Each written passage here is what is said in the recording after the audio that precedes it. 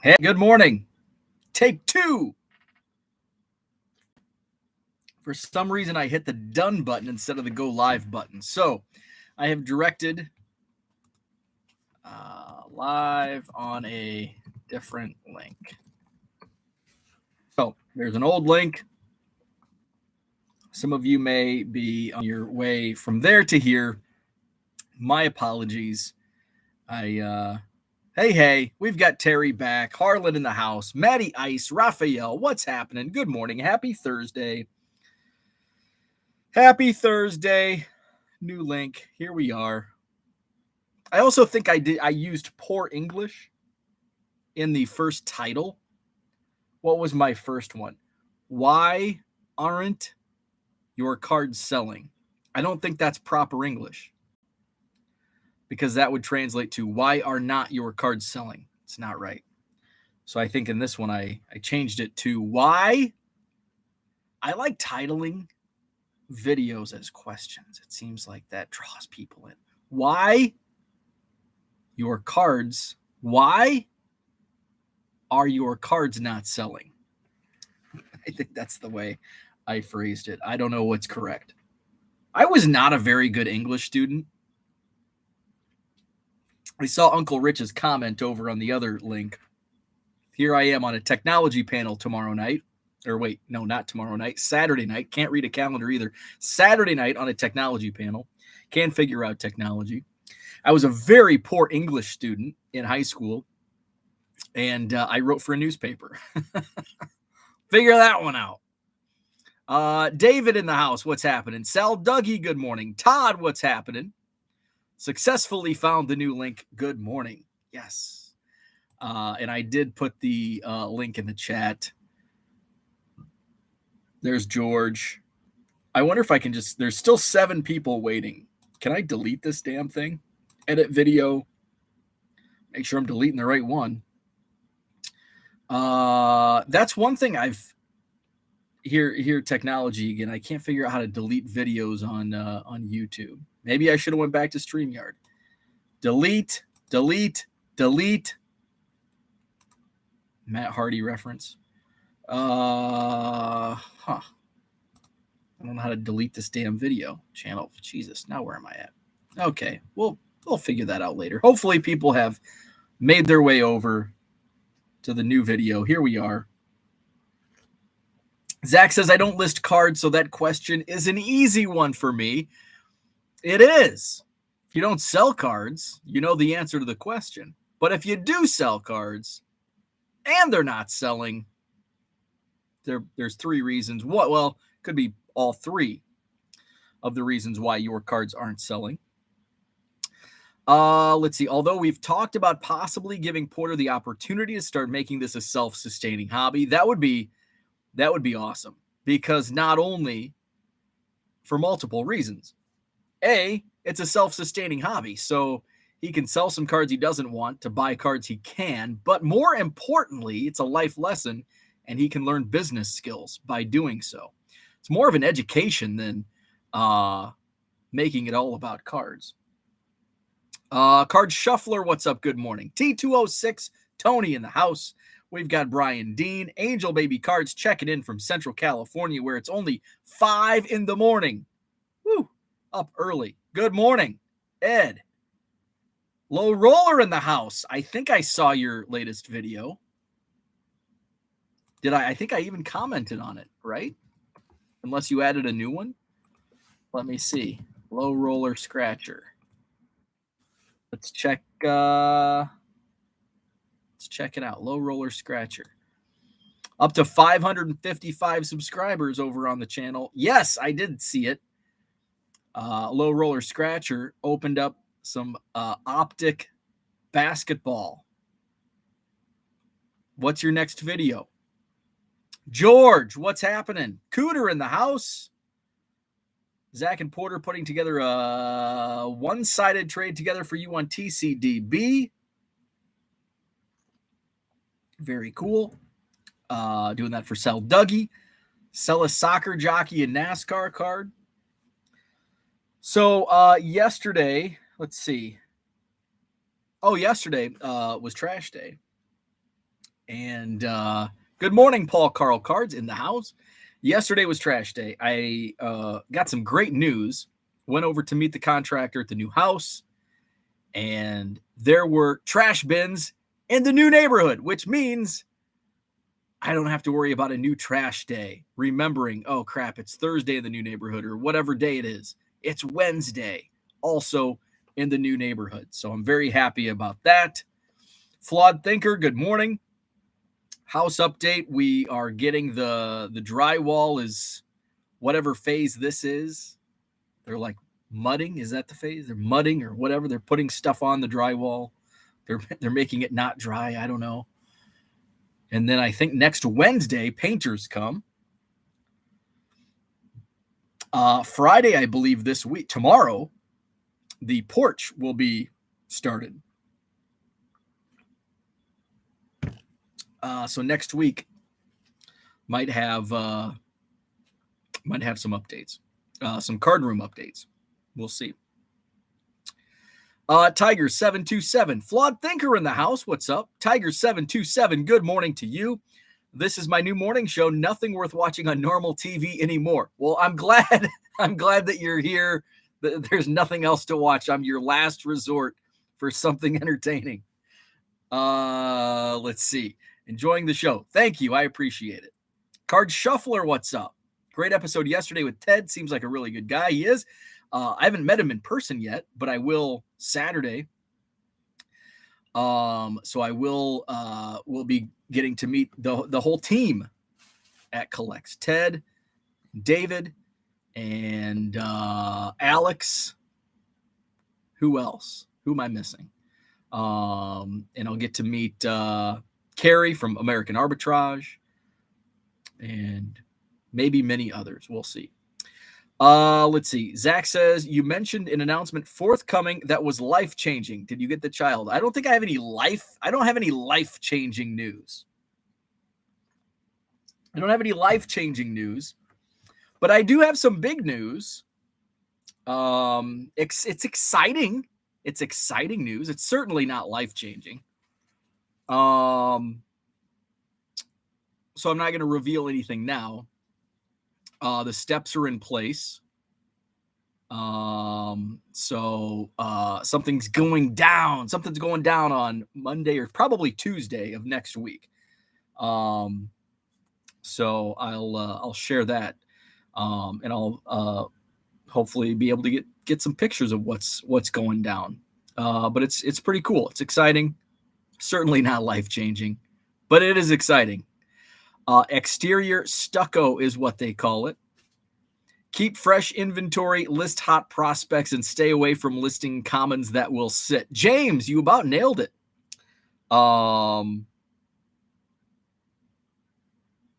There's just, you nailed one, kind of all-encompassing. So what James mentions, I have 3 reasons why your cards are not selling. What James posted is all-encompassing on one of mine. So that's how we can kind of go off on one of the 3 reasons that I have. Let's see. Rich, that is not the case. I'm only a father to Biscuit. Biscuit was like, I'm like a heater at night. Like I just radiate heat, which Biscuit loves. She finds the sunspots. Like when the sun shines into the house, like there could be like a small sunspot, like on the carpet down here from the window. And it's like just enough for her to lay in, and she will find that sunspot. So she like cuddles up. And even though she's only 10 pounds, it's like, try to move a 10-pound dog on your legs at 3 a.m. And that was last night. She was on the others. So usually I can just like kind of push, just nudge her, and she'll move. But last night she was on the other side. So I had to be careful. I didn't want to push her off the bed. So yeah, she was heavy rock last night. Cooter says, have you used your mallet to adjust the shelves yet? No, I have not. Probably a couple of weeks still yet before I actually do that, because There's still like there's drywall crud. Painters are going to be in next week. I'm still behind shipping. I am like each day I am shipping I'm getting caught up just enough to beat my you have to ship by date on eBay. So I'm not behind by eBay standards, but I'm slow, and like buyers, if they're not paying attention to, hey, when's this card going to ship? It's been 5 days or whatever. Well, it's only been 3 business days. It'll ship out. So, but I definitely, today and tomorrow is just going to be freaking full on. Well, up until I have to head to the airport tomorrow, full on shipping to get caught up. I'm over 200, I think. Where was I at? I got a few done this morning, 224 items to ship. So I've got to get those hammered out. And then I'll be in Dallas this weekend, and then I've got the thing next Monday or Tuesday, and then I've got to prepare. I'm doing a 2-day show in Rockford and Loves Park next weekend, a week from Friday and a week from tomorrow. So I won't have much time to really do anything else. So the shelf, the mallet, I think I'm gonna have to go buy a mallet. I don't have a mallet. I have a hammer. That's it. Let's see. Card Shuffler says, let me guess, next Tuesday is another trash day. Solve the mystery. Yes. Tuesday night, take the trash out. Daniel, what's happening? How's the new coffee machine? Freaking love it. It's awesome. It is awesome. It makes coffee faster than I would have anticipated. It doesn't take an hour to brew a cup of coffee or a pot of coffee. Makes good coffee. That is because dog's temperature is warmer than humans. Takes 30 minutes to fire up my PC. See y'all in 30. Turning off my smartphone to charge. Thank you, Angel Baby Cards. Sounds like my computer. Let's see. Uncle Rich says, when I took in my dogs for their yearly shots, checked the temperature was 101.1, and my first thought was CBS in New York. It was 74 today in South Korea. I was sweating like someone in some place on the front row on a Sunday morning. Oh, I get where you're going with that.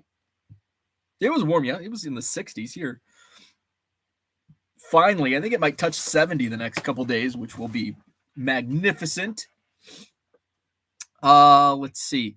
My second thought was, should I worry about a fever? Found out that was just fine. You know, my temperature runs cold.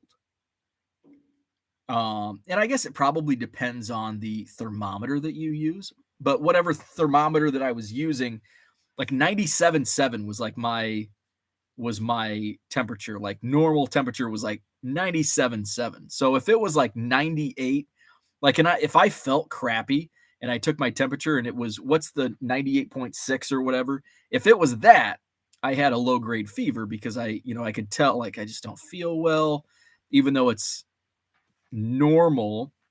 It wasn't my normal because I always run on that thermometer 97.7. Maybe that thermometer is just a degree off or 0.9 degrees off, and my temperature runs 98.6. But I think that's a fallacy, right? I don't think not every person runs 98.6 or whatever the hell it is. Some may run a little warmer, 99.3 or whatever. It'll be a 90 in Dallas. Holy crap. That's hot. That's what I say. Over 90 is hot. But I like it. I prefer 90 over 60. Card Honesty Collectibles, what's up? Any chance Biscuit would be the one to have little ones called ham, bacon, and egg? So we experimented with a second dog for 36 hours about 2 years ago. And my wife, what the hell did she want to? She wanted to name it, if we got a second dog, she wanted to name it, was it Gravy? Biscuit and Gravy, I think. I don't know. It was something food related. We tried a second dog. His name was Pierre. Pierre was a little hellion. I felt bad for Pierre, but I love dogs. Love dogs. but I never like loved Pierre. He created so much hell in 36 hours that there was like a couple moments in time. And my wife said when she came up and the dogs came up, like the one night we had Pierre was like sleeping, I think like up against my chest. Biscuit was down at my legs. And it's like that was when he was sleeping was the only time he was like, you loved him. We felt so bad. But fortunately, it all worked out. He was a rescue from, I think, Houston. And the foster family that we got him from took him back. And like we could tell, like when we went and visited a couple times, it's like, man, they have kids. They're very active. They camped, they fished, they ran around, and we're couch people. And Pierre was not a couch dog. Biscuit's a couch dog. Biscuit will lay on the couch all frickin' day and night. She likes to play and go on walks, but that's it. Like toss the toy around a couple times in the backyard. I'm good. The dog's good. Biscuit's good. Go for a walk. We love walks. Get our walk a day in. Get a couple play rounds in outside. That's it. The rest is couch time. Biscuit's a couch dog. So fortunately, it all worked out. The foster family took Pierre back. I think they renamed him. Pierre's just a weird name for a dog. I like it when people name their dogs like Joe. I find that really funny. I don't know why. Pierre was not Pierre. Are we going to name him Pierre? I don't even think we decided on a name for Pierre, but the foster family did rename him. I can't remember. My wife was in contact with the wife of Pierre, or the mom of Pierre, whatever you call it. And they did rename him. So we all lived happily ever after, us with one dog and Pierre in a happy, loving home. Uncle Rich says, I took the trash out at 7:30 a.m. on Tuesday for the Wednesday pickup. See, we're not supposed to do that. In the law, the rules say you can't put your trash at the curb before 6 p.m. the night before. I mean, you can. It's not like they're going to come knock on your door and you got to put your trash can back in the garage. You got to wait 45 more minutes. It's only 5:15. It's not like that. I think it's just like it's one of those, like, they don't want people having trash at the curb 3 days out of the week. Hey, speaking of, this has nothing to do with trash. There's a lot, road construction. Oh my God. We have so much road construction. Like every road that I need to take is frickin' road construction. It is like road construction season. I don't think they've done any road construction in like 5 years, and now they're like doing every single frickin' road. So Mineral Point Road, which is like the main artery into Madison from my house, they're like repaving it. They're going to have to widen. They're going to have to make it a 4-lane soon because there's so much traffic going into the city. But right now, because it's very heavily trafficked.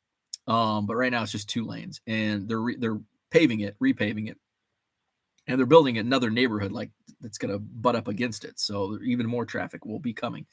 Anyway, so there's road construction, and there's ways like I can get around. It's a little like inconvenient, but it's probably a horse apiece. Like it's either me driving around an extra 3 minutes or me waiting for the stop yield guy to flip the sign around. Probably horse apiece, right? So late afternoon yesterday, I was going to the post office, my nightly post office run.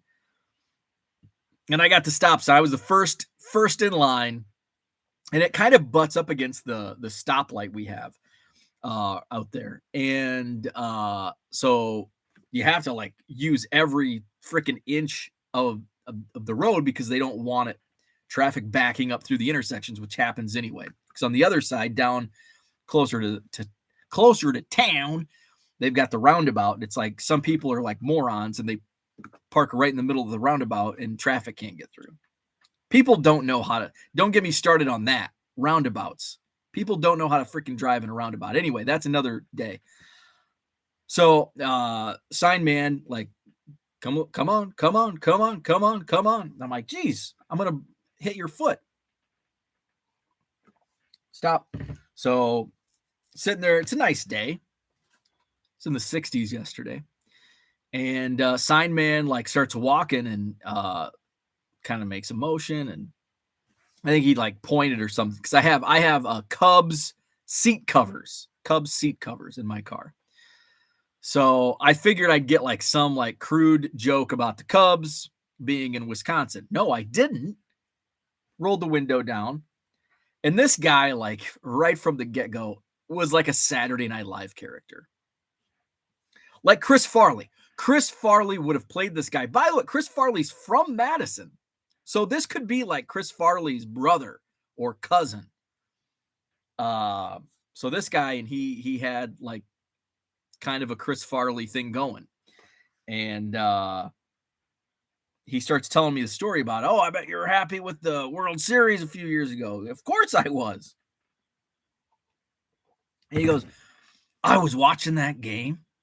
And he's like, this guy's like cartoonish in his mannerisms and just speaking.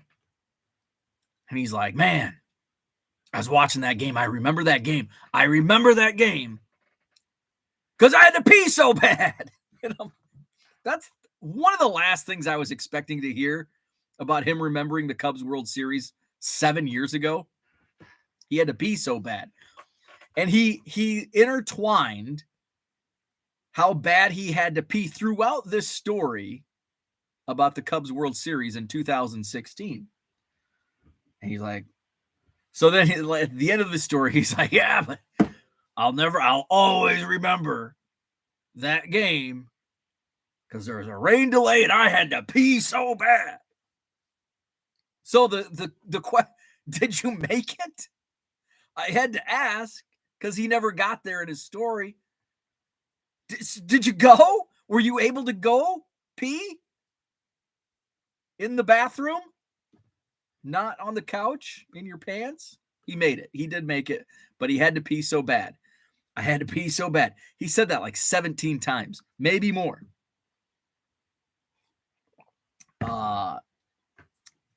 So, and then he made a very, he said, yeah, I see all kinds of things out here. He goes, I saw the ugliest woman I've ever seen today. And then he made a joke that I won't repeat. But that was the highlight of my day. When you work at home with cards and you're stuck in the card room, that's the highlight of your day. Crude jokes and TMI from the construction guy. Let's see. Zach sold some art cards that I drew with markers and pencil, but I don't sell many Pokemon Magic cards at all, even though I have 800 plus listed on eBay. I cannot.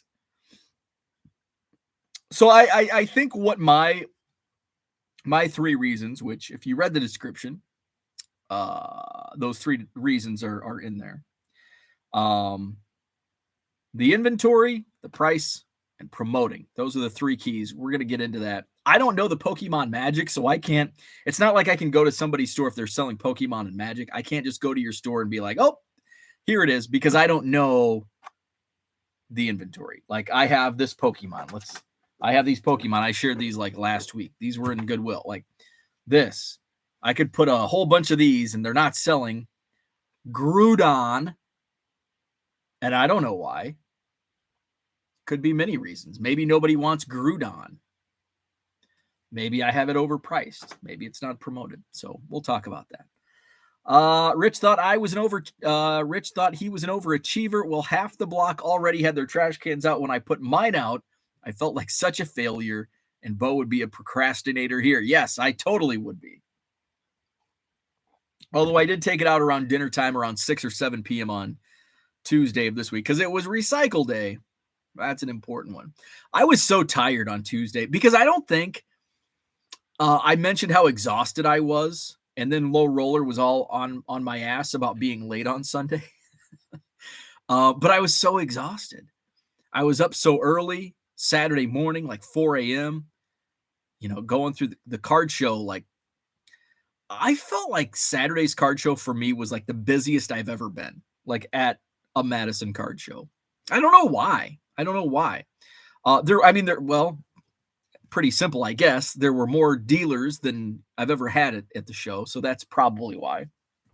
But I wasn't tired. Like maybe I was just running on a card show high because I kind of stayed late. I stayed up later than normal. And then Sunday I just hit the road, running with shipping.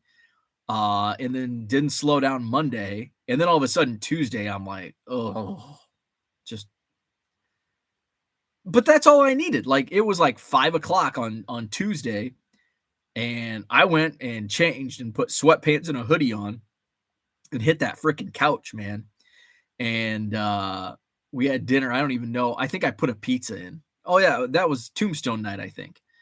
And my wife's like, tomorrow's trash day. I'm like, oh, shit, it's recycle day too. I better go take it out. Plus, the trash, I missed trash day last week. So it was like 6:00 Tuesday night. But that's what I needed because today's Thursday. So Tuesday night, I just like freaking vegged on the couch.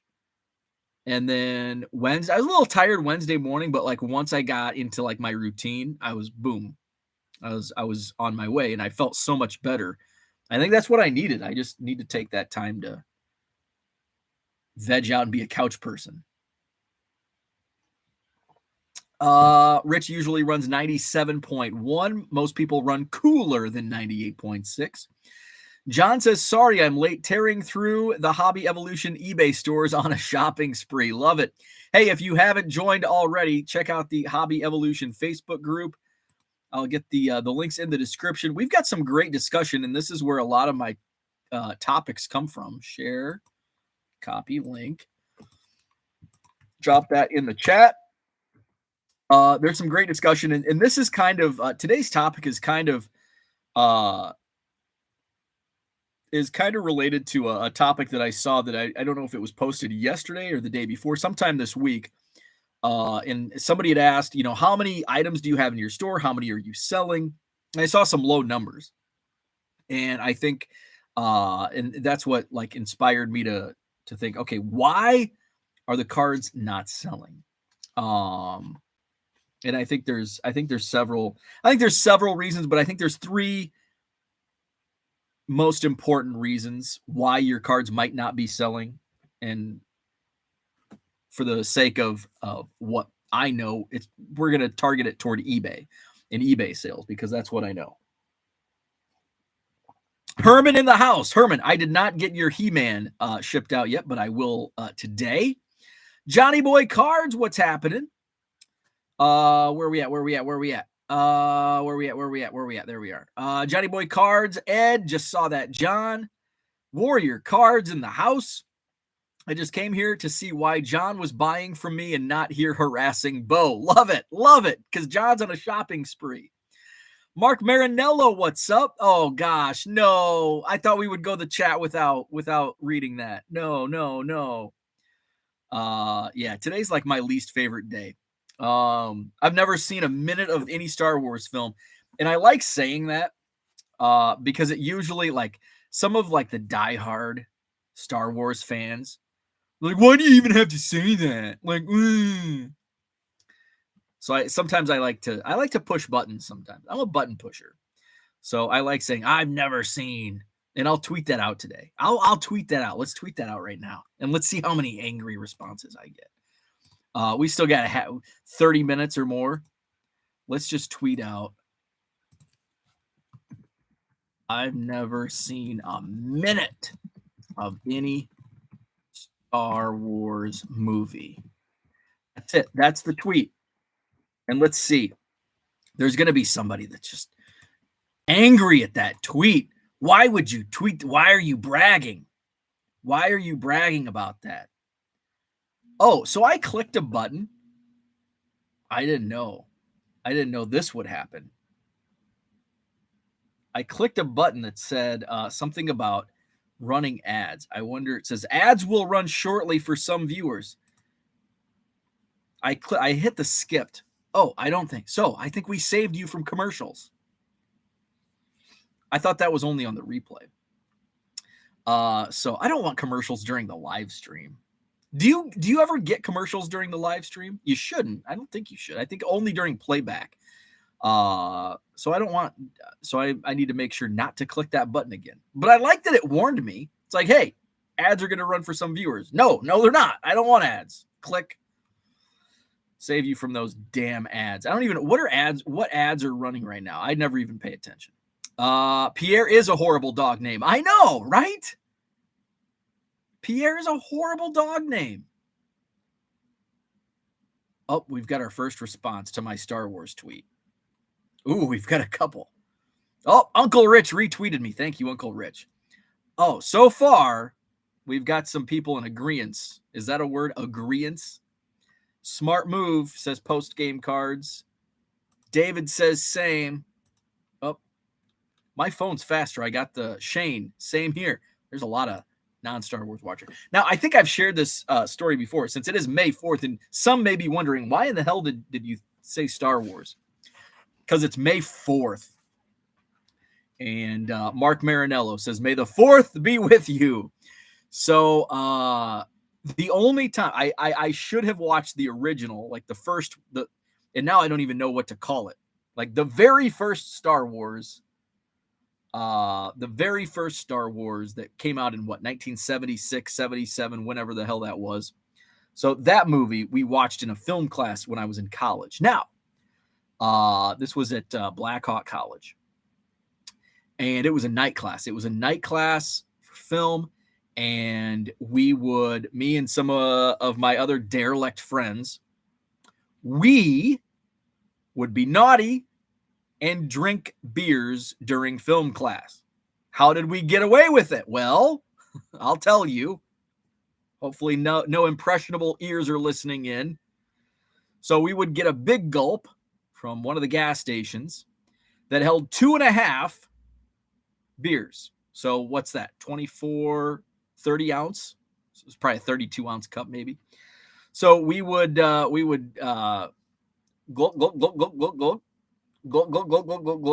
This is probably Busch Light back then. That was our go-to cheap beer.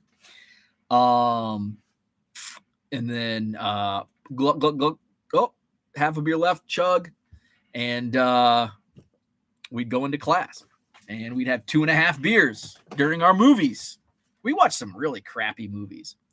One movie we watched was Citizen Kane. And some people, like film buffs, are going to be like, oh my God, how could you say that? We watched like what was Sex, Lies, and Videotape. What the hell else did we watch? Citizen Kane, Sex, Lies, and Videotape, Star Wars, Harold and Maude. I just remember like all the groans during that movie from my classmates. So anyway, Star Wars.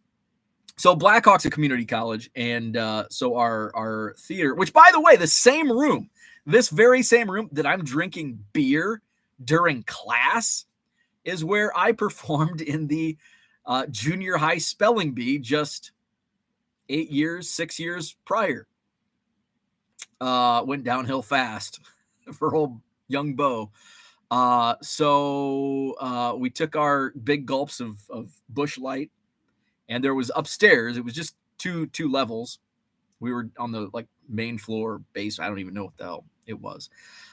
We'd go upstairs into the game room, and the game room had like one like 27-inch TV, tube TV, of course. This is like 2001. Couple pool tables. It had NFL. What's the fun NFL game? It's kind of like the NBA Jam for football.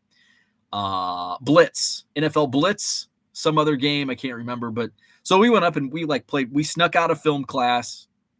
Like the lights went out, the film went on, and we were out the door and playing pool. Came back toward the end. Can't remember. So that's the closest I ever got to watching Star Wars. Still, nobody has. I've got a couple people that have agreed, never seen it. I figured at some point today I'll get somebody like, why do you say that? Because it's to piss people like you off. That's why. Let's see. Where are we at? John says, shut up, Mark. Red Light 34, thank you. Hit that like button, even if you don't like my take on Star Wars. Rich says, we're in an alley and no HOA, so we can do whatever we want. We're Texans. There you go. HOA, yeah. We're in an HOA and it's not bad. I mean, the only thing that's bad is paying money for bullshit that never gets done. Why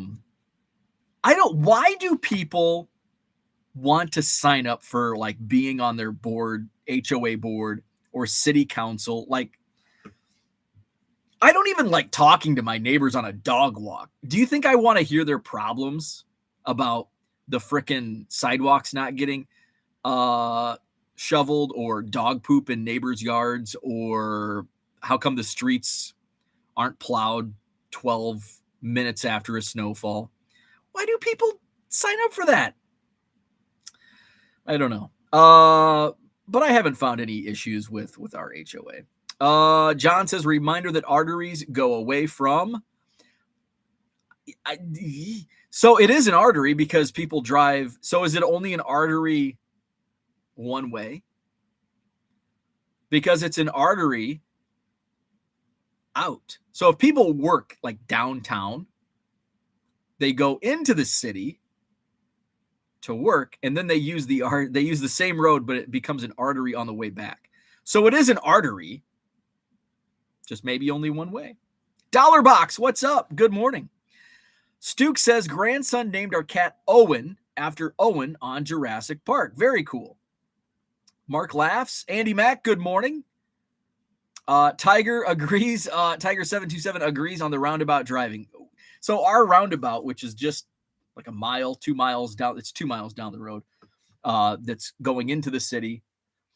We're at 90 live viewers listening to us talk about not watching Star Wars and roundabout driving. Holy cow. Our record's 92, by the way. So we're coming up on the record.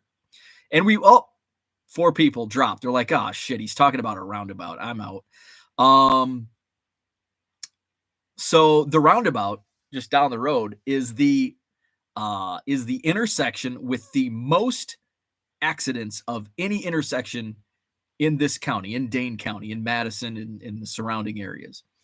Because people don't know how to freaking drive in a roundabout. And it's like you have like two types of drivers that don't know how to drive the roundabout. You have freaking Steve McQueen, who's just going to ignore everything else, and he's just going to plow right through and not observe the traffic that he should be yielding to.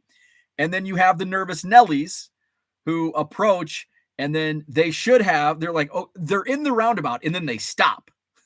Like, no, you don't stop in a roundabout. You don't stop. You have the right of way, and people have to yield to you as you go on. So there's the nervous Nellies and there's the Steve McQueens. They're freaking, that's why there's so many accidents in roundabouts. Rich says, come for the technology master, stay for the what? I hope Uncle Rich is okay. Uncle Rich his head just hit the keyboard. Wake up, Rich. Wake up. Augusta says, morning all. Sorry, haven't been around. Dad had serious stroke a few days ago. Would appreciate prayers. That is sorry to hear that. Hopefully he recovers quickly for you. Let's see. Card Shuffler says it's not the destination, it's the journey. Absolutely.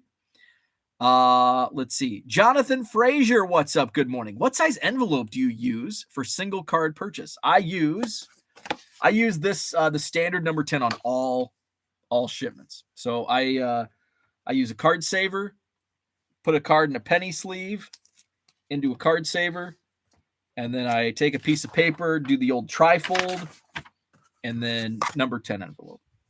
Works great. You could use the shorter for like a single card purchase. You could use the shorter envelopes. I like the number 10s. Let's see. Paul Carl Cards, TCG player is way better for raw bulk TCG. I'd bet the farm that the majority of TCG collectors and players go there instead of or before eBay, unless it's graded. Dan, US Sports Cards in the house. John says, my charisma acts as a stimulant for some. There you go. That's why. That's why. I was in the presence of that 70s card show on Saturday. George says, you mean Logan Paul ain't throwing $5 million or so at you for that pocket monster? No. Ed says another thing. Where are we at? Shoot. What's Ed say? Ed, where'd you go? Where'd you go? Where'd you go? Where'd Ed go? I'm way behind in the chat. There we are. Another thing to consider when selling on eBay is the amount of people selling cards right now. More competition than ever. And that's something that I don't even have on my list. But that's a very good point. More competition than ever. Just need to wait it out until the get-rich-quick bails. I agree. Patience is going to win this race. It's the old tortoise and the hare. T206 says, John bought a Yaz from me. Very cool. Kyle is here. What's up? Harlan says the 3 Ps, promotion, product, and price. There you go. That's the 3 Ps. That's why your cards may not be selling, 1 or 2 or all of those Ps. Gotta run. Thank you, Augusta. Best wishes to you and your family. Jason Puck says industrial paper trimmers. Chop, chop. Channels like ours have promoted the steady selling strategy of low-end value box cards. Many more sellers in our world now. I agree. There's like a huge uptick in low-end singles on eBay. Zach says, is there a Card Dealer Pro for Pokemon Magic? That would be sweet. I think most sales are at TCG player accounts. I do know that Collect/Card Dealer Pro that's what they're working on. I think that's like their next. I'll talk to Ted a little bit more because I have like 10 dealers that do TCG at the Madison Card Show, and I know a couple of them are interested in a Card Dealer Pro type of platform for Pokemon and the other stuff. So I think that's on their I think that's pretty high on their priority list for like others, because right now it's like basically baseball, football, basketball, and I think maybe hockey. And maybe soccer, I don't know, but it's just the 3 or 4 major sports right now. Red Light says, come on, man, tired. I get up at 4:25 a.m. 6 days a week. What time do you go to bed? See, I used to wake up back in my younger days. I was up at 4 a.m. every day, and I go to bed at like midnight. Like I worked on 3-4 hours of sleep. Now I can't do that anymore. Now it's like I need a full 8. Paul Heath, good morning. Card Shuffler, what is Star Wars? Let's see. Have we got any? Nope. I've just got a bunch of like my brothers are agreeing. Edgar says neither have I. Walt giving me a fist bump. Let's see. The Star Wars impersonation may be the most accurate one yet. TCG Player has a scan to list feature integrated, but you need to have a level 4 seller first, and it doesn't include the images in the listings. Sal Dougie, LOL, playing Star Wars Battlefront right now. John gets up at 4 a.m. for every day ever. Let's see. Jason Puck says the Space Cadets stick together. Harlan says just at the start. Love Bo's anti-Star Wars voice. Brian says at the beginning, or if I refresh, then commercials pop up. Aha. John says I get up that early only because Ed and Mark Hoyle need someone to talk to. Zach says I like non-sports cards a lot from Topps, like Batman, Nintendo. The Nintendo game packs are fun. Ninja Turtles, Garbage Pail Kids. I've got a bunch. What was that? Uh-oh. Ooh. When your contractor sends you a text that says call me when you can.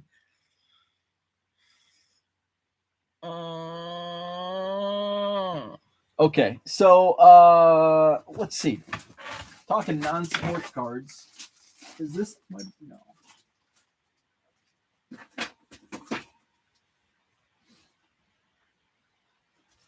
Oh.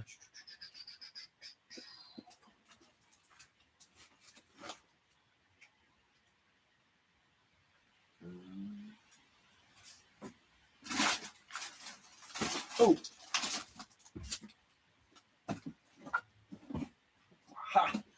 Oh. And I do have a Bowman U football. I was looking for a Bowman U blaster to rip. I didn't want to buy another one because I bought so many. But I do have one up there on the top shelf. So I've got some, this one's ripped. So I've got some old Battlestar Galactica. I know Dollar Box has a really cool collection of non-sports. Harry and the Hendersons. One of my favorites, The Simpsons. Gremlins 2. A pack that I ripped a ton when I was a kid, Desert Storm. I don't even know what that was, but I got it cheap, baby. This is from 1985. What else we got in here? Oh, here's another oldie. Close Encounters of the Third Kind.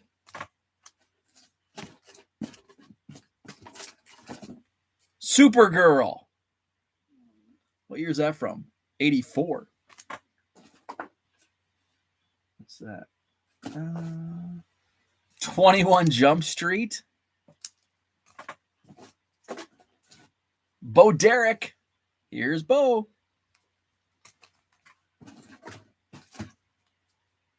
These were fun. Nasty Tricks. Not sure what year these came out. We've got RoboCop 2. They made cards for everything back then. Oh, here's a classic. This is Pro Set. Bill and Ted's Excellent Adventures. Oh, probably the greatest movie ever made. Howard the Duck. Collected these. One of my first sets I built, Dick Tracy.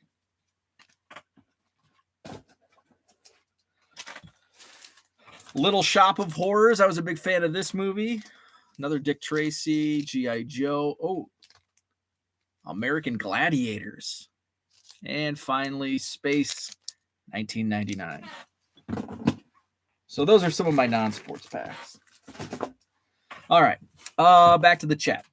John says there's a Home Depot with a hottie cougar planting flowers. I get no commercials because I pay for my service. I'm broke, but I don't want to be slowed down by ads. I hate ads enough to have YouTube Premium. Hey, thank you, Dollar Box. Dollar Box. May the 4th be with you. I'll say that just for the Dollar Box. Thank you for the $2. Mark says, for the record, I've only seen the first 2 movies.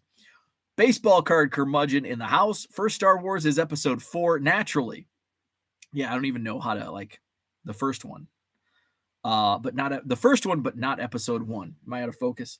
I'm with Mark. Saw the first 2 in the theater. Slept through the others as my kids watched. My kids won't even watch Mandalorian, much less any of the movies. George says you sold the Tin Man with a hard on and have never seen the movie. Well. Oh yeah, the dong, the golden dong. That I got in I have a stack of Star Wars cards that was in one of the Goodwill pallets. Should list those. The goldenrod. Let's see.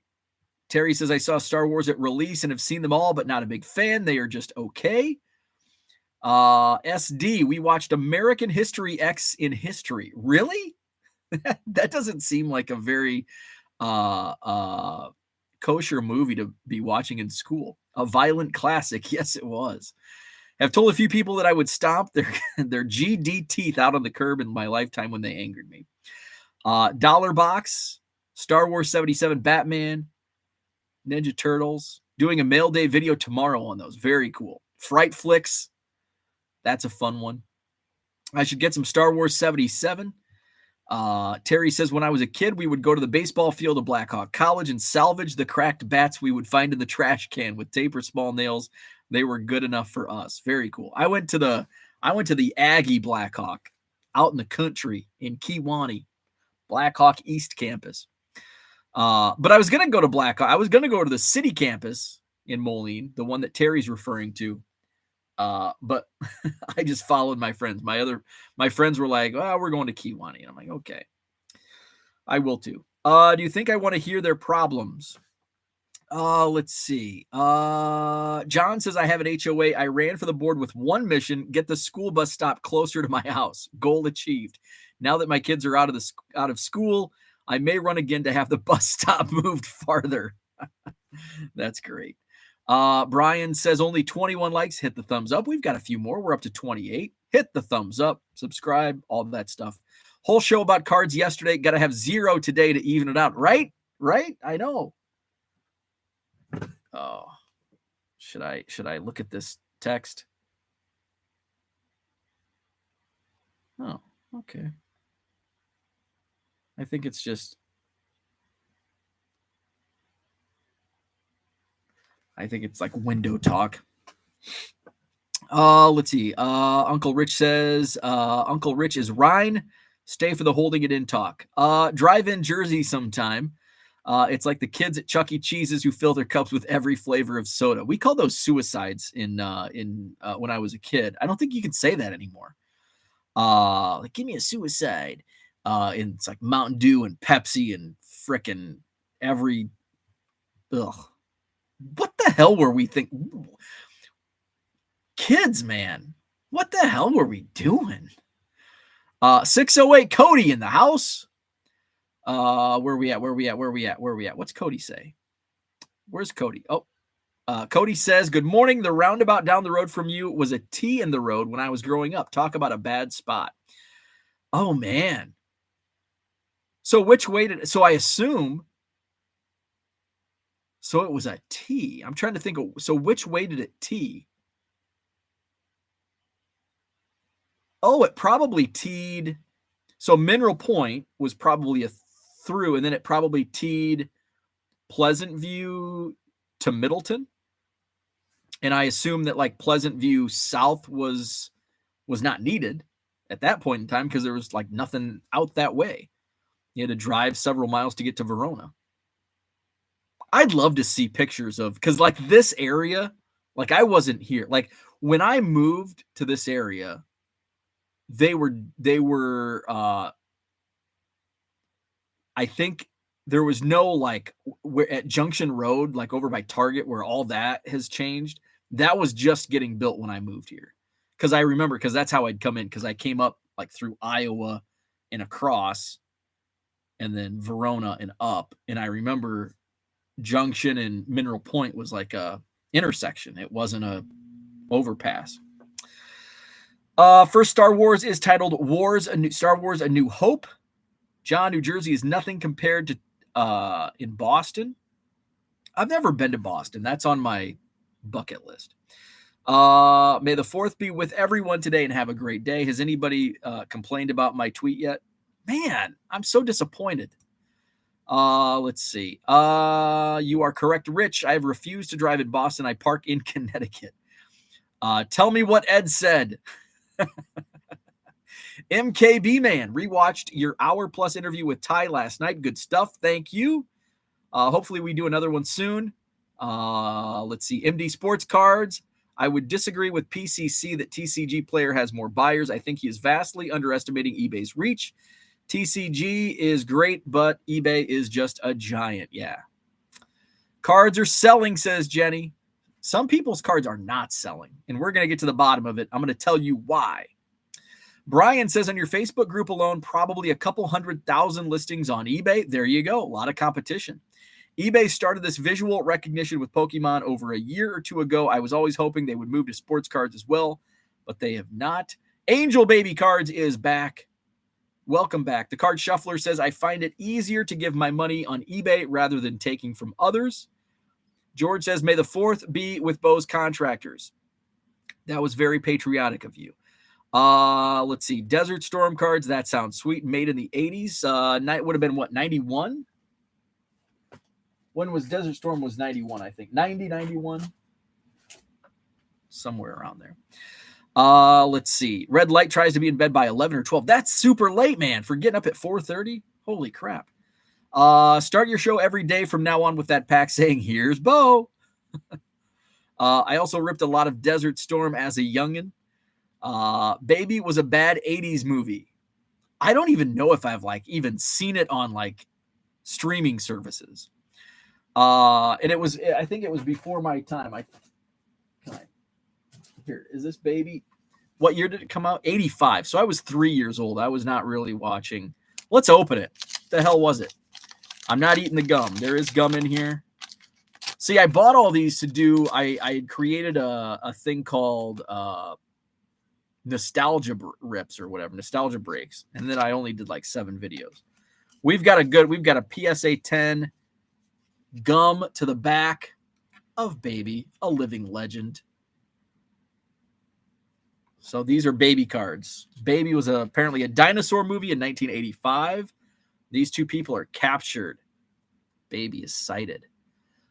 I think we're in trouble, quips George. Indeed they are. Both Susan and George are nabbed by Kvyat's cohorts while attempting to free Mama Brontosaurus. So Baby apparently a Brontosaurus. Mama Bronto captured. Mama Bronto looks like the Loch Ness Monster. Doesn't look like a brontosaurus. Actually, to tell you the truth, I don't know what the hell a brontosaurus looks like. Friends from different eras. An elephant and a dinosaur. That was like, it doesn't appear to be a children's movie. Making friends. Here's Susan with Baby, apparently. Oh, stickers. The stickers are always the best. Here's Susan and George with Baby.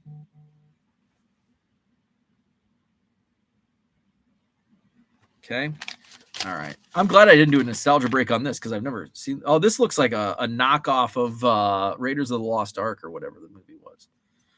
Harrison Ford. Operation Save Baby. These cards suck. Is Baby okay? Oh, this is cool. Truck's on fire. All right. So we got some action. All right. Baby, 1985. Terrible movie according to somebody in the chat. Harlan. Harlan says it's a terrible movie. All right. So now what do we got going on in the chat? We're going to talk about why your cards may not be selling. I swear. That's why we've dropped so many viewers. I came to hear about eBay, not freaking crappy 80s movies and your hatred for Star Wars. Dan says you should open those packs as shorts. I've done a 90 squad. That's a good idea because then I don't have to talk. I can just like, here's a shitty pack of cards from 1985. I was a huge collector of non-sports cards in the late 80s, early 90s. I bought every set that came out. Didn't matter what it was. I still have some of my favorites. There's still a few that I want.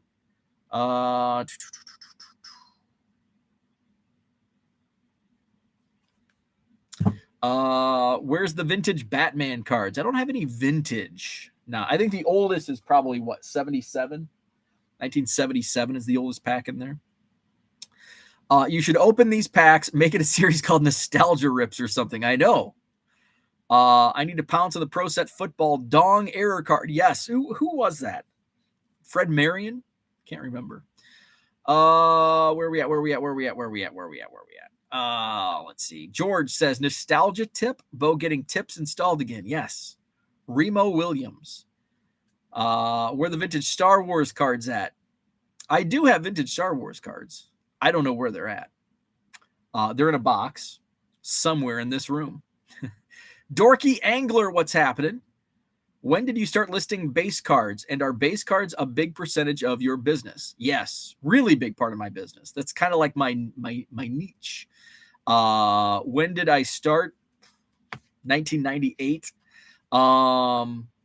Let's see. So I started really scaling up my eBay store probably like during the pandemic. I mean, I always had like 1,000 listings in my, well, not always, but probably starting in like 2017 or 2018, I was, using 1,000 listings, which was all you would get with your store subscription at that point in time.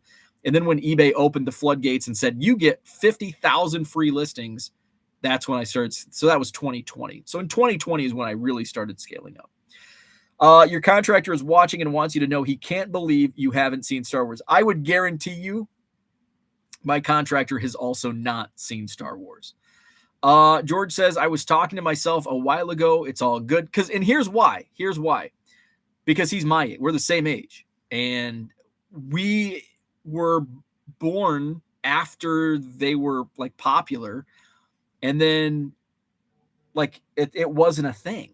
Like by the time the new episodes came out in like the mid 90s, we were too cool for Star Wars in like 1996. We were in high school. So I think it for my generation, and there's some guys that, and I think the more they came out, the more people got, oh, we don't want ads, skip ads. The more that the movies came out, I think more of guys my age, women my age started becoming a fan of Star Wars. But initially, nobody my age, like when I was in high school, when the next set of movies came out in the 90s, like nobody my age, like I remember like 2 or 3 guys that were like Star Wars geeks, and like nobody else. Now there's a lot more, but I think it's because there's been a lot more movies come out since then. So now guys my age, women my age are watching it. But back in 1996, when the episode 1 or 4, whatever the hell it was, when that came out, like nobody my age was watching Star Wars. John says, can you book your GC for an episode of Hobby Evolution? I've got more questions for him than the Louis C.K. lookalike you had on yesterday. TD Sports Cards, what's happening? ATX Treasure Chest, good morning, long time. Welcome back. If your dad were still around, he'd call those packs Eaton packs since they had gum. Eaton packs. Them Eaton packs, you got some bubble gum in there? Terry says, one of the ships I served on is in the Desert Storm set, USS Goldsboro. That's pretty. Let's open to see if we have one. I've got it right here. Let's see. Let's see if Terry's ship is in my pack. So if you didn't know, here's an AV-8B Harrier. So these were cool. And I was, how old was I? I was like 10 years old during Desert Storm. And I was like just enthralled. Wings over Egypt. Oh, that's pretty cool. A plane over a pyramid. I love the planes and the tanks. Patriot Missile Command Center. So these were Desert Storm cards. 1991, I think, is when these came out. Yep, 91. Wearing the gas mask.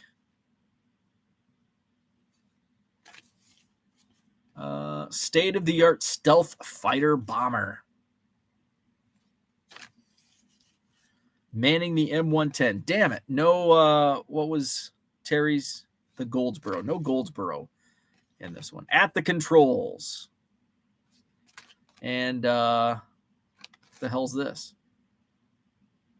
The 503rd Infantry motto, The Rock. Desert Storm, 1991. Where we at? ATX, the stickers are definitely the best for selling. Spaceballs, best movie I'm surrounded by. Spaceballs was great. Where we at? Let's see. Spaceballs. Harlan says they find a baby dinosaur in Africa. Bad guys, bad acting, bad special effects. So your typical 1980s movie. Zach says the stickers are the most collectible. Most of the time they're cool. I like the Nintendo one since they had game tips. Oh, very cool. Desert Shield cards are very good if they can be found. Ludicrous Speed. Adam Lee in the house. Dan is here. What's up? Fred Marion. Yes, 1990 Pro Set, The Dong. Red Light 34. I should have printed you a May the 4th be with you. Next year you will have one. No thanks. Save it for somebody else. Let's see. Tyler responded to my tweet. I haven't either. Let's see. So my plan backfired. Let's see. It is Fred Marion. Mark says, like I don't have enough cards. My collection includes Batman, Star Trek, Planet of the Apes, Star Wars, and Hogan's Heroes. Never tell me the odds. Harrison Ford. Flawed Thinker says, my parents had the Star Wars trilogy box set on VHS. And I always made it a thing to watch them in a row at least once a month. It's okay that you haven't watched them. We still like you. Andrew's in the house. What's up? First time viewer. Hopefully you're still here. Any plans on talking eBay with Tyler from Chasing Cardboard anytime soon? I love watching those. Yeah, we're going to do another one. I don't know when, but we will be doing another. Hopefully we'll do another live because that was fun. And we could take questions from the viewers. So yeah, we're definitely going to do another one. I just don't know when. ATX says, I've got a ton, of course. Close Encounters, Jaws, Star Trek, the movie. Mork and Mindy, that's another one that I want. Mrs. Cooter and I were talking last night, Where are we at? Mrs. Cooter and I were talking last night and wondering, does your generation have any recollection of the MASH TV show episodes like we do? So I think so. And here's why. MASH was always in syndication. Like growing up, MASH came on like after Wheel of Fortune or the news or whatever it was. And then it was also on like after the news. So like after the news played, MASH came on at like 10:35. So I watched MASH. Now, I don't think I have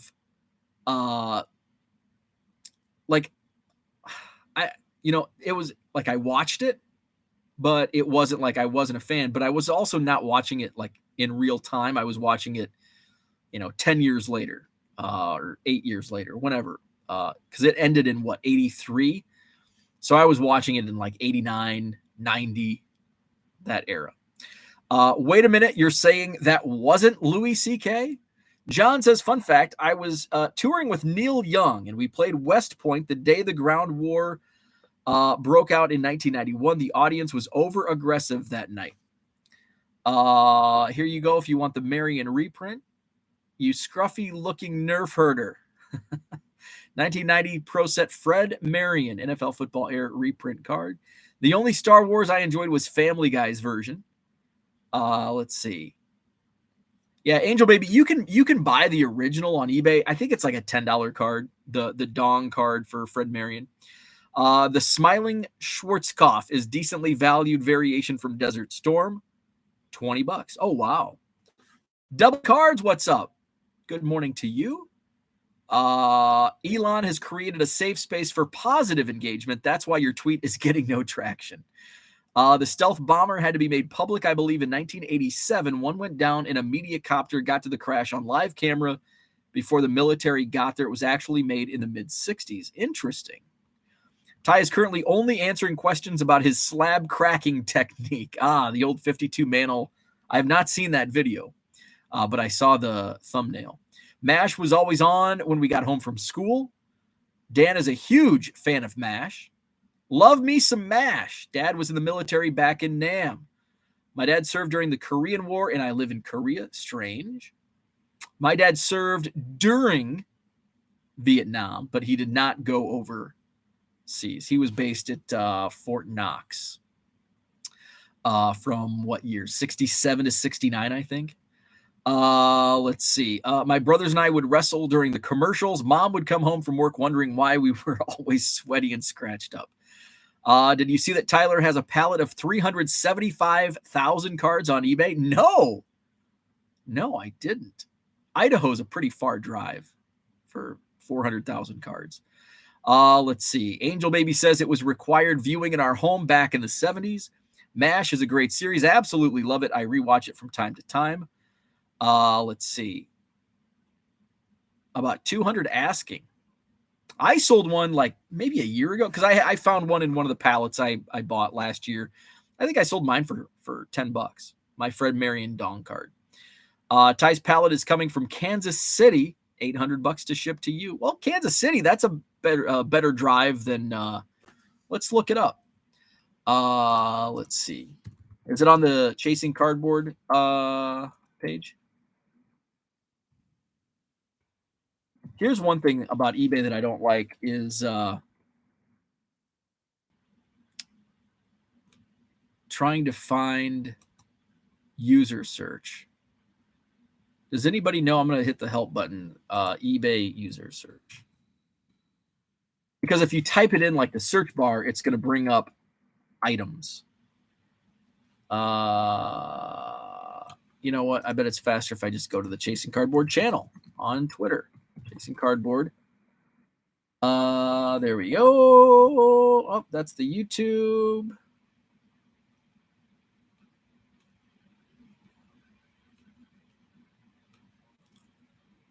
Okay. What's this? ChasingCardboardTV.com. That's got to have the link, right? Click off that. Our eBay. Boom. This is a nice website. I don't think I've ever been on this website before. Let's see. Sports card palette in the search. That would work. Okay, so palette.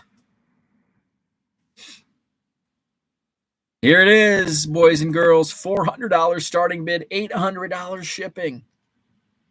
375,000 plus cards, entire pallet ready to ship.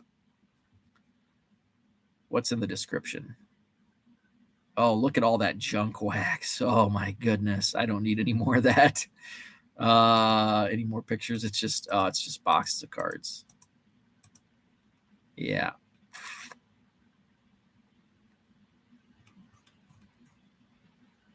Yeah, if it was, I mean, I would pay 400. If I got it at the $400 bid and it was closer to me, I would pick it up.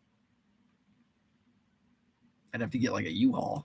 I think 250 to 300,000 is all my Ford Edge can handle in cards. Let's see.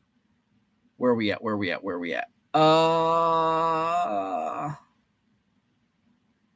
Let's see. Adam's Ribs, everybody, and coleslaw. MD says, I don't think I've ever watched an episode of MASH, but I know who Alan Alda is. Dan says, I have all of the MASH figures except for the rare and expensive Klinger in drag figure. Jenny says, there's no color in it possible. Few inserts, all base. I talked with them about it. Very cool. Let's see. Soap was a good watch. I remember Soap being on, but I wasn't a big Soap watcher. That's a good idea. Paul says, just Google eBay and the username. That's a good idea. Because that's what I do when I have people that I feel are sketchy. So I Google search. Let's see. Angel Baby says he's never done well with user search. We're over an hour in, so we should talk about why your cards aren't selling, right? I got my first bulk sports card buy, like 8,700 plus cards for $200. Excited about those. Think they're early 90s, late 80s.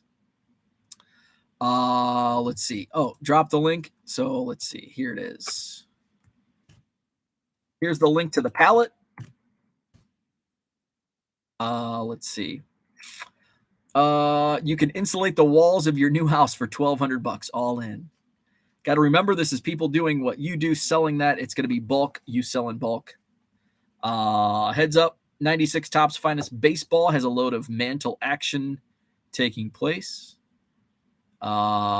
Rich has to leave for the day. Have a good one, Rich. Dorky Angler says you got to get rid of that edge and get yourself a minivan with the hideaway seats. Best thing I've ever. No, I'm not buying a minivan. No way. Flawed Thinker says my wife would hate it, but if I had the money, I would go after that palette. Curious about the other palettes of cards in that picture. Dan has a 1982 Donruss Hawkeye card slabbed, PSA 8. Oh, we still have not gotten to the topic. That's how we roll here on Hobby Evolution. Eventually we evolve to getting to the topic. I binged all of Soap recently, hadn't seen it since it was on TV. Very funny show. MD says price, demand, you're not paying eBay more to promote your items. You're not paying eBay more to promote your items. Man, I so love hot coffee while watching the live chat. Best job I've ever had. That's not work to me. My coffee's cold now. Ugh. So there's 3 reasons. So this, the topic for today was kind of an idea because I saw in our Hobby Evolution Facebook group, which I'll post that link once again. Hobby Evolution Facebook group. We've got a lot of great content, a lot of good questions. A lot of what's better is there's good questions, but there's the community within the Hobby Evolution Facebook group is answering those questions, and it's awesome. So you get different perspectives because just because I do it this way doesn't mean you have to do it that way. You may get ideas, and that's how I've built my card business, was taking bits and pieces of how others are doing it and then doing it to my efficiencies. And so you don't have to, copy this person or that person. You can take little bits and pieces and massage it to how you want to work. So you can get a lot of ideas in the Hobby Evolution Facebook group, link now in the chat. So we had been posting like how many items are in your eBay store, how many are selling on like a daily basis. I saw a lot of low numbers. So transparency, my eBay store is 38,500 listings.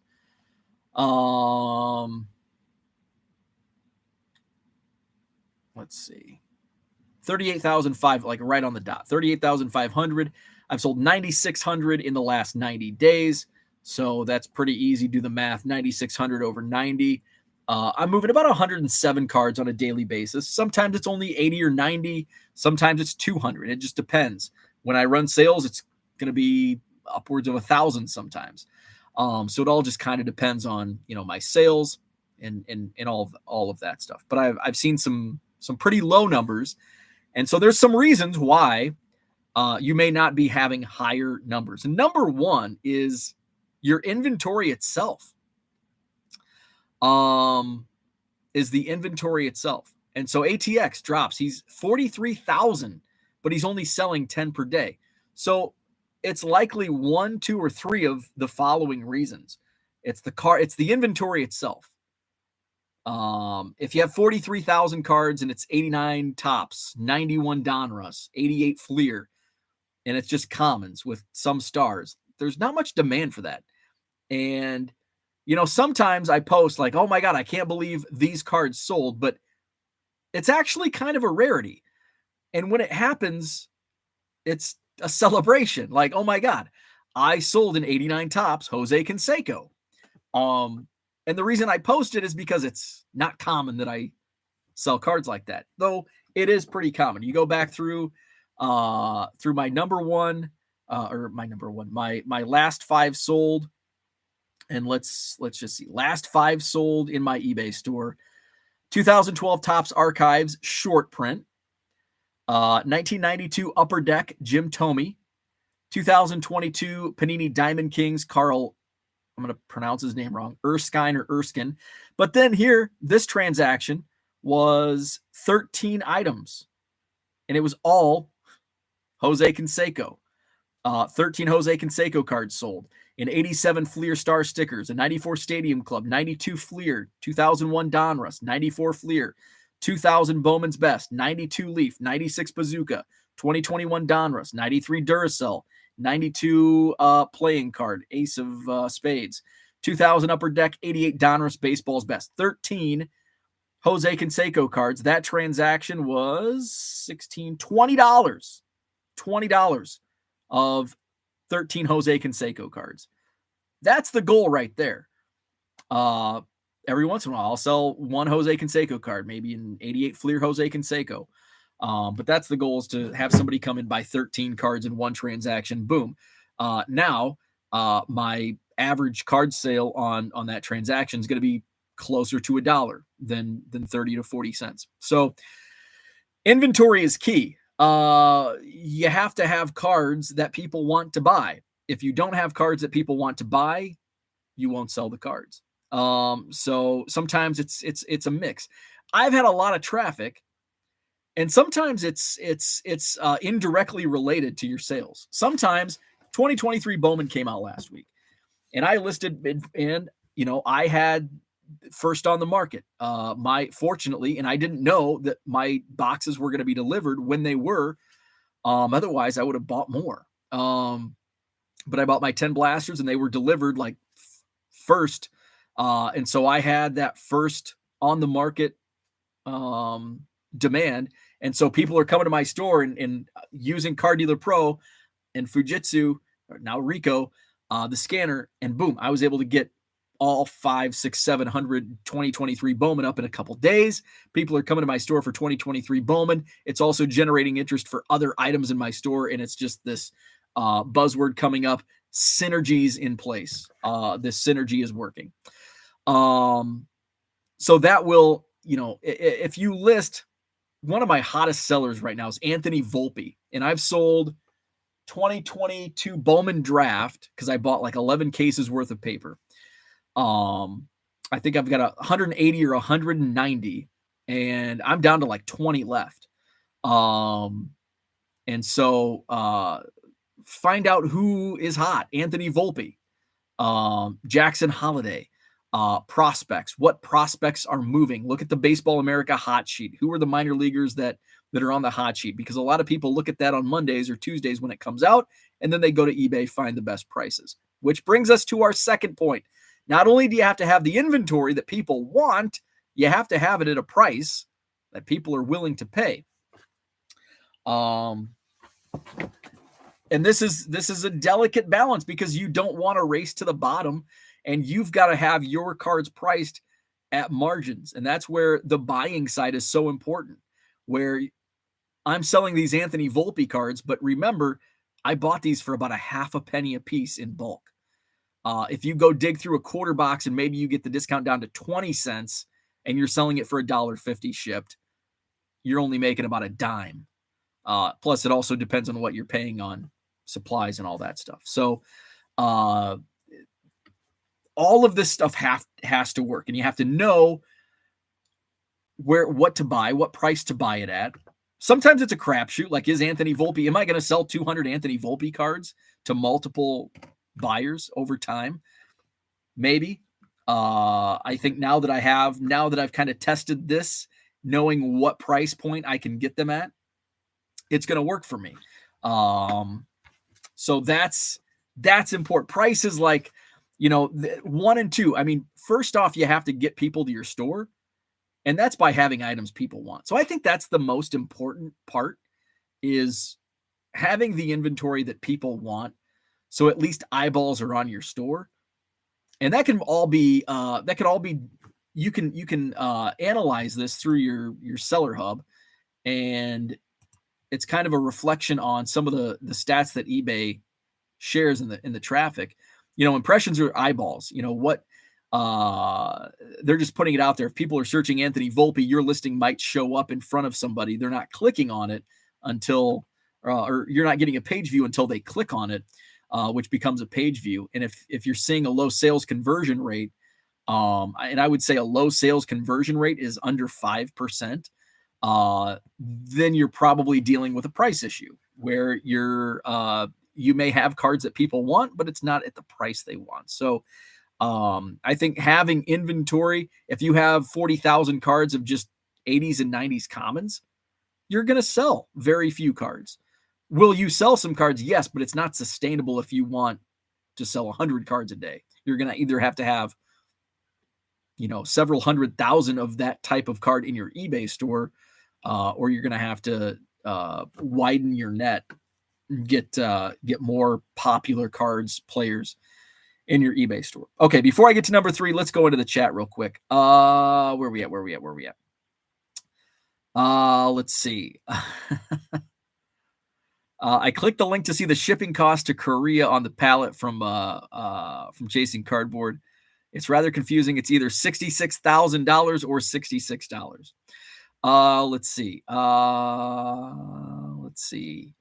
ATX. So we got to that last night. I literally robbed the joint a buttload of Ali cards for knowing what and who to buy from. ATX says definitely lots of those commons. Max says that's my number 2. Demand. People have to want to buy your stuff. Good morning, Red Bridge Sports Cards. What's happening? My price is almost always the lowest available and always have a buy 2, get 1 free sale going on. I agree that inventory is a large part of it. Which you can have the lowest prices, you can have sales, but if it's not what somebody wants, if there's no demand for the card, it's not going to sell no matter how good of a sale it is. And I liken it to when people ask me if I buy bulk, and I say yes. It depends what it is. And when they say it's 80s and 90s, I say no. Because it's basically really at any price, I wouldn't, if somebody put a bunch of monster boxes of 80s and 90s commons on my table and said, you can have them, I would say, I don't want them. I don't want them because I have enough of that is not listed. And it's just going to take up space that I don't want it to take up. So if there's no demand for something, the lowest price is not even going to get somebody to buy. I would much rather buy and rip bazooka packs instead of mosaic and optic. Flawed Thinker says I have around 200 items in my store and sell around 5 a day. That's pretty good. For 200 items, that's really good. Trying to find time to add more inventory. Maybe Card Dealer Pro is in my future. Let's see. Angel Baby Card says, that is why I always buy multiples and scale. They're great visually, then sell. Red Bridge Sports Cards. Yes. What is up, Estelle? Estelle is tuned in. Let's see. John says, what's John say? Most of my inventory was acquired for a fraction of a penny. Don't be married to your inventory if you paid more for an envelope than the card you're sending it in. Absolutely. Absolutely. That grading tool turned out to be gold to us collectors. Works very well. Let's see. Paul Carl says, I sold all 5 of my Bill Bath cards to Bill Bath. That's pretty cool. I would pay to ship the pallet to Korea just to see George haggling with the customs agents. Just realized I have Star Wars cards. Today has to be the day to list. I would think so.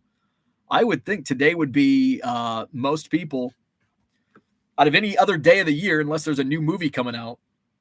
This is the day where people are going to be searching for Star Wars. If you have great pictures, feedback, and a clear description, you can get away without being the cheapest. ATX, I definitely am not buying any more of that stuff for sure. I would say the 80s to early 2000s is about 75% of my store, and I'm not listing anything like that again.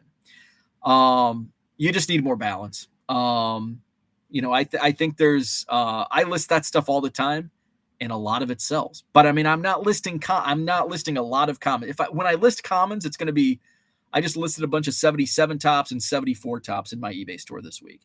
I list 82 tops, 81 Donruss and Fleer, like that stuff goes. And I think what moves is like for TTM. I think a lot of through the mail autograph collectors are buying some of these cards because I just Juan Beniquez from like the early 80s. I sold 2 Juan Beniquez cards, like 81 Donruss and 82 tops, whatever it was. Price. The inventory itself, I think, is number one most important. Like, if you're just going to list a bunch of 91 upper deck, 89 tops, you're not going to sell many cards. And you got to price it accordingly. But if you don't have inventory that people want, the price doesn't matter. You can have it free and people aren't gonna bite. Finally, promoting, and this kind of goes hand in hand with the inventory itself and getting eyeballs on it. You have to promote your listings. And I know a lot of people complain about fees, eBay fees. I don't want to pay more on promoting, but I'm sorry, but if you want to compete and sell cards and move them, you've got to promote your listings. I do dynamic listing. Typically it's between 5 and 10%. You set your max. You can set it a max of 5%. You can set it to a max of 10%. That's where I'm at, a max 10% on promotions. And you're like, that's basically 23% in fees or more, because that 30-cent transaction fee comes on top of that. But you're going to get more traffic that way. I've looked at the numbers. I would never go back to not promoting based on my real-time numbers of views, impressions, views, and sales. Most importantly, sales. It does lead to more sales. And it's kind of like impressions is basically, if you've ever been in sales and if you've ever done cold calling in sales, the more calls you make, the more likely it is you get some sales. It's all a numbers game. And that's what impressions are. And if you've ever been in sales cold calling, the sell through on those calls is really, really low. You may make 100 calls today. 97 times you get a voicemail. 2 times you get somebody that rushes you off the phone. And 1 time out of 100, you might get somebody who actually has a short conversation with you. And that's what it is. That's what it is with promoting. You've got to get the opportunity, and that boosts your opportunity. It gives you more eyeballs on your listings, gives you more views, and that leads to more sales. So those were the 3 reasons, most important reasons why your cards may not be selling. Let's see. Good morning, Tracy. What's happening? I need to find my Boba Fett finest gold and list it today. There you go. Good day to list Star Wars. Higher promotion equals more sales. Spend money to make money. Absolutely. Abso-frickin-lutely. Max says, here's where a lot of disagreement lies. I'll never say never, but I don't think I'll ever promote, but I'm not listing cheap stuff either. $10 plus only. you're holding yourself back. It's just, I would challenge you to just try it for like a week. Just try it for a week, and then back off. I guarantee you will see results. And I think those results, especially when you're, I would almost want to promote more so on $10 and up items than I would on $1.50 free shipping items. Because there's essentially more people are looking for those $10 and up cards than they are the $1.50 free shipping cards. I guarantee you somebody's looking for a $20 Mike Trout as opposed to a $1.50 Juan Benitez. But there are Juan Benitez buyers out there. List stuff that people want to buy. Here's the thing. You can do that, but you're going up against other people, other competitors on eBay that are promoting their items, and those items will come up. So it puts you at a disadvantage by not promoting. Paul says generating repeat customers is key. They have a higher AOV and are usually shopping and searching in your store, so fewer promoted listings sales to them too. Sometimes, I think there's like a 30-day period where if somebody could click on your listing, and correct me if I'm wrong, somebody can click on a promoted listing, come to your store, and I think eBay takes a promoted fee from them for like 30 days. So even if they come back, if they bookmark your store and come back, which sucks, but I'm still not going to complain because I still think I think promoting is a great deal, and you can control. If you don't want to promote, that's fine, but it will put you at a disadvantage. If you want to promote at 5%, 10%, 15%, the more you promote, the more likely you are to sell cards. We've got a new record live viewers, 93 live viewers right now. Let's see. Andy Mack says, I promote because when I take the time to list something, I want it to sell. Like I said, agree to disagree. Most of what I list sells within a month anyways. Jamie says the longer it takes to sell can cost you way more than 5 to 10% hype cycles. Absolutely. Angel Baby cards. I kind of developed an algorithm. I list from the most expensive, oldest cards first and work my way forward in time. This way, as the years pass, the newest cards have time to ripen. AA cards. This is good conversation. Love the chat. We have this going through like all day long in the Hobby Evolution Facebook group. I'm going to drop that link once again. Looks like we've added 2 members this morning. Here's the link to the Facebook group. Join the Facebook group because we've got a lot of these. We're at 94 live viewers. A lot of these questions that you have and that we're discussing right now are talked about throughout the day and discussed with multiple people. Just because I love promoting and Max doesn't love promoting doesn't mean either of us are right or either of us are wrong. It's just the way we do things. And so we all have those ideas. And, maybe you don't want to pay that 5%, 10% on promoted listings. Maybe you don't want to list cards that are in demand or cards that are not in demand, whatever. Do it your way. And so we've got a lot of great conversation going on in the Hobby Evolution Facebook group. Where are we at? Let's see. Do you put 10% promoted listing on like a $5,000 card? That's a lot. A $10 card you paid 3 pennies for. I understand the 10% promoted. I've never listed a $5,000 card, so I can't answer that. I think the most expensive card I've ever listed was my Ellie De La Cruz yellow chrome auto. I think I listed it for $1,500. I think I did get hit with like a 6% promoted fee on that. So yeah, I probably still would. It just depends. I think it's a case by case basis on some. I promote store wide. Most of my cards, like 90% of my cards are under $20. If I started to do higher end cards, I would probably look into that closer. But I don't have that type of inventory, so I can't answer that question. Let's see. 3 of my last 10 sales are repeat buyers. Love it. You are welcome. Let's see. I'm far more likely to list my 61 tops Hank Aaron and Roger Maris than my 90 tops Ken Griffey Jr. Brian uses 4.2% across the board. Tiger 727. I don't sell much. However, I currently have a Bradshaw rookie list at SGC 6. It's my father-in-law's. I promoted it, and the watchers and views definitely went up. Yeah, it's insane. I have. Where did I? I'm pretty sure I kept it, and I just wanted to run numbers on because I stopped promoting when I went to Cubs convention, and I just wanted to see what the numbers were. I've got it on a Post-it note somewhere. I don't know where it's at. But the numbers were just insane. Views, impressions, sales. When I promoted, it just everything went up. It was just absolutely insane. Let's see. I haven't crunched the numbers recently, but last time I did it, I had 80% of my revenue from repeat customers. Holy shit, that's really high. Mine's like 15%. Repeat customers.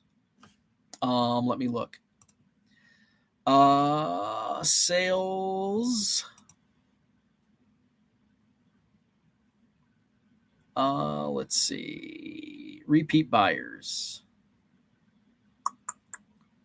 Percent of total repeat buyers is 17%. And I think a good, that's kind of low. I think a good percentage on repeat buyers is 20%. 25 is pretty high. Let's see. What price point would you consider selling somewhere else other than eBay? I don't think there's a and I think where you're going with this is like price point on fees. There would have to be a platform that could even sniff eBay's jock, and there's just nothing like it right now. With the amount of eyeballs, I mean, I'm willing to pay up to 10% on promoted fees, 13 or 12%, whatever I'm paying now on the store subscription. So there would have to be a platform that could even get remotely close to what eBay can give me. And right now there's just not. In sports cards, there's just not. And I don't really know. I don't think there's going to be in the near future. I just don't think anyone can compete with eBay. MD Sports Cards, I completely agree. Promoting $1.49 free shipping stuff, by the way. It's the bulk game. Can take a hit on a card you paid a penny for it or getting 60 cents on. Essentially depend on multiple purchases. Plenty of Facebook and Twitter threads. We're selling higher end cards and more advantageous than eBay. It's also more time consuming and frustrating. There's no protections on Facebook and Twitter. There's no data you can just print. A lot of this from a business standpoint, for me, like how much time are you spending at the end of the year tracking your Facebook sales, tracking your Twitter sales, tracking all of that down, getting the paperwork for your taxes, if you're so doing. Where on eBay, it takes me less than 5 minutes to get all that printed, and boom, it's right there. So there's a lot more than just eyeballs, and well, I mean that's key. But there's a lot of benefits to eBay beyond just selling your cards, listing your cards, selling your cards. Let's see. Some cards are so expensive, you do have a private party them to keep your dough. Otherwise, third parties will eat you up in fees and costs. Red Bridge is having trouble with eBay PWE, and that's been pretty common.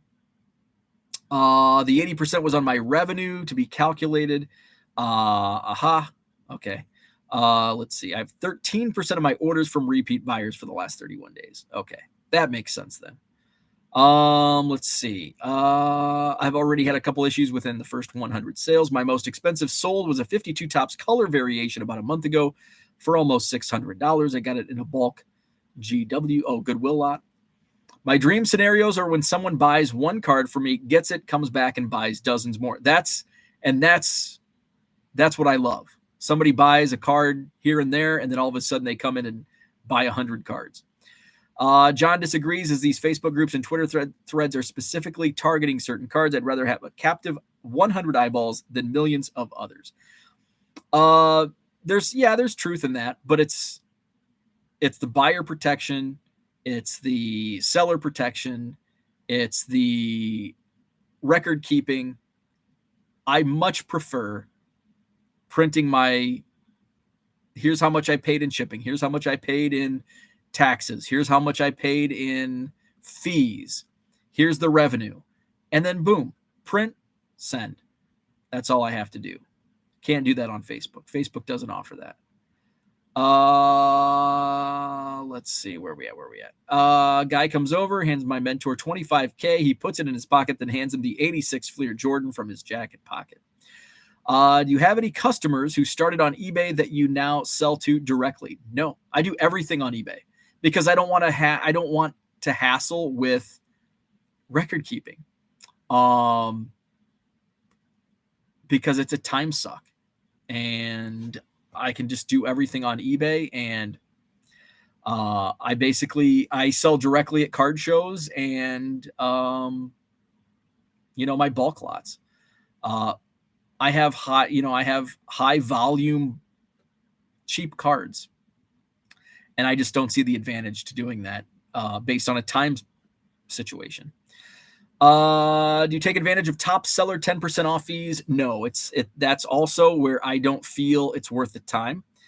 So I do a 30-day return policy. I don't do 1-day handling, and that's why I don't do the fees. And when you calculate it out, that the 10% off the fees is minuscule than what headaches can come from getting everything shipped out within a day.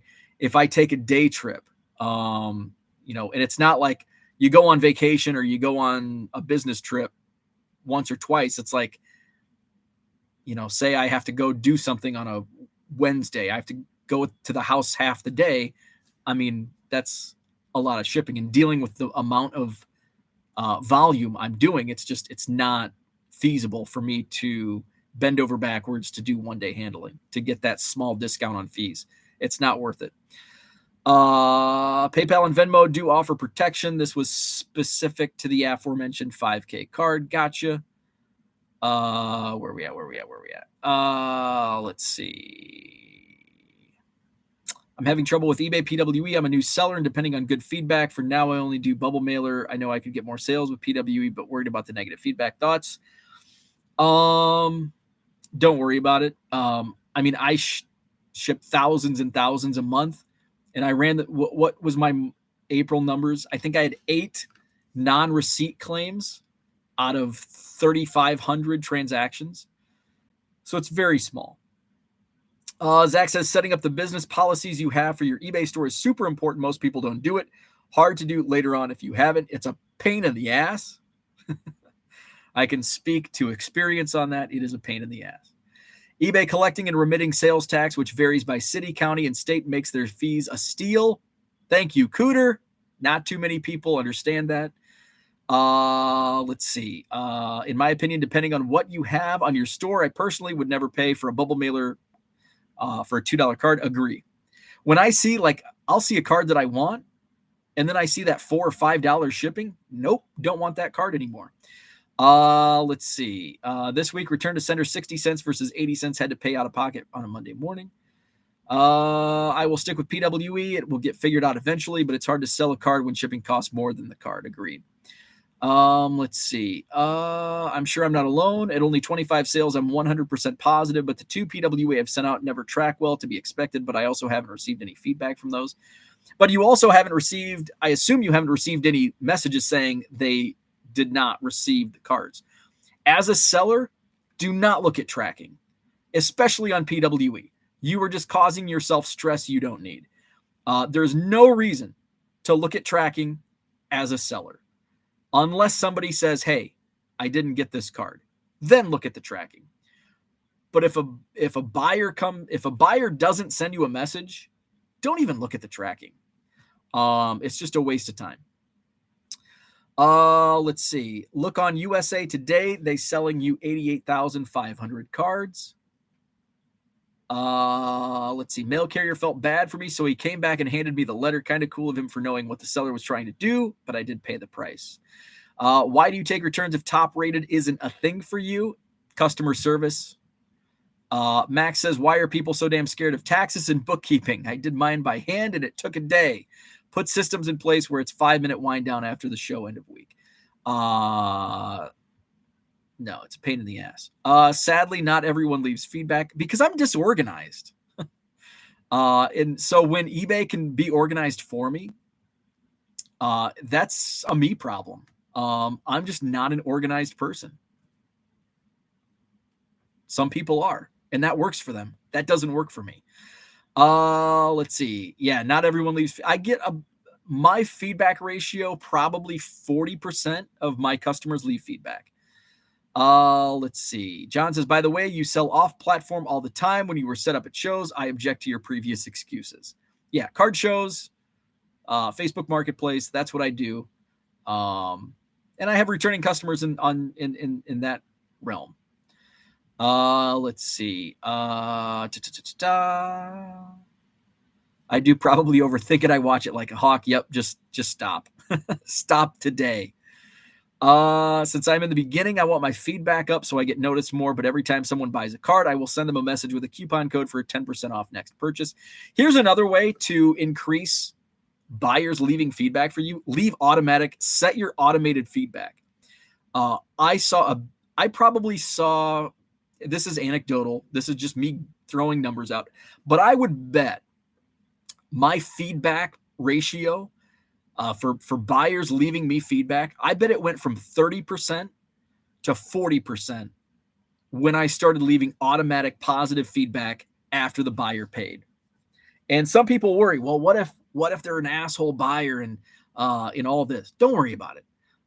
Especially as you scale up and you sell more and more. If you leave a positive feedback and the transaction wasn't positive, who cares? Just move on. So leave automated feedback, and I saw a big uptick in people leaving me feedback. Let's see. So eBay is your crutch for your disorganization. It is. I get it. It's streamlined, but that shouldn't be an excuse to sell cards elsewhere. I think you're even more protected in some of these Facebook groups. It works for me. I mean, eBay works for me. Now, will I do something like ComC? Maybe. But that's me. Low Roller Scratcher wants to know, I got a negative feedback. He wants to know. Low Roller's always he doesn't ask about my 35,000 positive feedbacks, but he asks about my 7 negatives. Low Roller Scratcher wants to know my negative feedback. What was this one? My negative feedback. Card received with a corner that was more damaged than in the listing's pictures. Clearly done when it was out into a penny sleeve. I politely this guy. This guy went on my block list. I politely contacted the seller to resolve, but he couldn't care less. Maybe I caught him in a bad mood, but all he did was argue and not listen to logic. Not once have I ever contacted a seller because of a similar reason, but I would assume if I did that they would actually care. There are several lies within that feedback. I just ignore. I was gonna reply. I didn't. The funny thing was, the picture he showed me actually looked better. The card that he got in the mail looked better than the picture that I had on the listing. And it just happened to be on an Anthony Volpe card that he had like he was hitting like 179 or something. So that guy was arguing. I could actually bring up, I think I even took a screenshot of that conversation. Fat Matt D030 was this guy. So he's on my block list. Let's see, can I find it? When was that left? Doesn't even have a date on it. Let's see. Is this it? Nope, that's not it. Is this it? That's not it. Maybe I didn't take. I thought I took a screenshot of the. Apparently not. Anyway, he was very combative. I was actually pretty pleasant. When he got combative, that's when I said Anthony Volpe's hitting under 200, and then he went off the handle after that. Let's see. LRS demands answers. The buyer said he doesn't care. He's careless. Yeah, one guy out of 35,000. I'll take it. Feedback only really matters for newer sellers. Once you get to a certain point, it doesn't matter anymore. That's correct. Basically, because you're only selling cheap stuff in most Facebook groups John and I are mentioning. That guy was my favorite bow trigger. Let's see. Are only worth selling $20 plus cards. Let's see. Fat Matt, but it's fat like PHAT. Fat Matt. Let's see. 2 things I learned here. Thermal printers and auto feedback are game changers. Yes. I am not interested in small sales. It's a waste of time and effort, in my opinion. So that's what we had going on. 2 hours. Hit that like button if you haven't hit it already. We did hit a new record today. 94 viewers at once. So we've got to change it. Broke it by 2. So we're getting close to 100 in a setting. 94 viewers. Let's see. Tomorrow I will go live. I will go live tomorrow. 7 a.m. Central, and then I'll be on a plane tomorrow afternoon to Dallas. I'll be at Collecticon, Collectech Summit Saturday night. I'll be on a panel with American Arbitrage, Carrie. That's Saturday night. So I won't be live Saturday or Sunday morning, and I will be live Monday morning to recap the weekend. So thank you for tuning in. Have a great day. Is it Thursday? Have a great Thursday. Like, subscribe, join the Facebook group, Hobby Evolution on Facebook. And we'll see you tomorrow. Oh, we'll see you tomorrow for awful gassy right now. Is your talk being streamed? I believe it is. We're still having, go to newstreet.com here. This is probably where you'll be able to find the stream on Saturday night. I think it's like after my bedtime. I think our panel starts at 9 p.m. So I'll have to get my rest on Friday night. Tomorrow morning we'll play Name That Player. So we're going to go into the 90s tomorrow because 87 was brutal. Scotty Dubs and Uncle Rich made it not fun for everybody else playing. So we're going to go into the 90s and level the playing field tomorrow. So with that, I'm out. Have a great Thursday, and we'll talk to you tomorrow.